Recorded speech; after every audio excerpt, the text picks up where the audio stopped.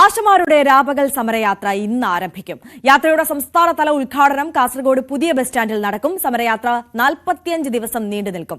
സാമൂഹ്യ പ്രവർത്തകൻ ഡോക്ടർ ആസാദ് സമരയാത്ര ഉദ്ഘാടനം ചെയ്യും. Kerala ASHA health workers association സംസ്ഥാന ജനറൽ സെക്രട്ടറി MA ബിന്ദുവിന്റെ നേതൃത്വത്തിലാണ് സമരയാത്ര നടക്കുക. KV ബൈജു കാസർഗോഡ് നിന്ന് വിവരങ്ങളുമായി ചേരുകയാണ്. ബൈജു, നമുക്കറിയാം ഒരു മാസത്തിലധികം നീണ്ടുനിന്ന വലിയ സമരം, അത് സെക്രട്ടേറിയറ്റിന് മുന്നിൽ നിരാഹാര സമരം അടക്കം അവർ നടത്തിയിരുന്നതാണ്.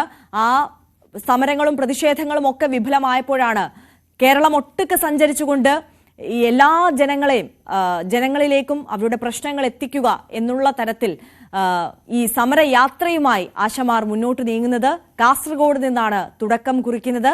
വിവരങ്ങൾ എങ്ങനെയാണ്? തീർച്ചയായും ആര്യ, 84 ദിവസം പിന്നിട്ടിരിക്കുന്നു ആശമാരുടെ സമരം. അപ്പോൾ കൂടുതൽ കടുപ്പിക്കുക, അതായത് ജനങ്ങളിലേക്ക് കൂടുതൽ എത്തിക്കുക എന്നത് തന്നെയാണ് ഉദ്ദേശിക്കുന്നത്. അതായത് ഇതിന് പേരിട്ടിരിക്കുന്നത് തന്നെ ആശമാരുടെ സഞ്ചരിക്കുന്ന രാപ്പകൽ സമരയാത്ര എന്നാണ്. അത് കാസർഗോഡ് ജില്ലയിൽ നിന്നും ഇന്ന് ആരംഭിച്ച് 45 ദിവസം നീണ്ടു നിൽക്കുന്ന ഒരു യാത്രയാണ്. ഇതിൽ വിവിധ സാമൂഹ്യ രാഷ്ട്രീയ പ്രവർത്തകർ പങ്കെടുക്കും. ഏതായാലും ഡോക്ടർ ആസാദാണ് 10 മണിക്ക് കാസർഗോഡ് പുതിയ ബസ് സ്റ്റാൻഡ് പരിസരത്ത് ഇത് യാത്ര ഉദ്ഘാടനം ചെയ്യുന്നത്. അസോസിയേഷൻ സംസ്ഥാന ജനറൽ സെക്രട്ടറി MA ബിന്ദു നയിക്കുന്ന ഈ യാത്ര ഇന്ന് കാഞ്ഞങ്ങാടാണ് സമാപനം. കാഞ്ഞങ്ങാട് ടൗണിൽ തന്നെയാണ് അന്ത്യം ഉറങ്ങുക. അങ്ങനെ 2 ദിവസം കാസർഗോഡ് ജില്ലയിൽ തന്നെ പരിപാടി നിശ്ചയിച്ചിട്ടുണ്ട്.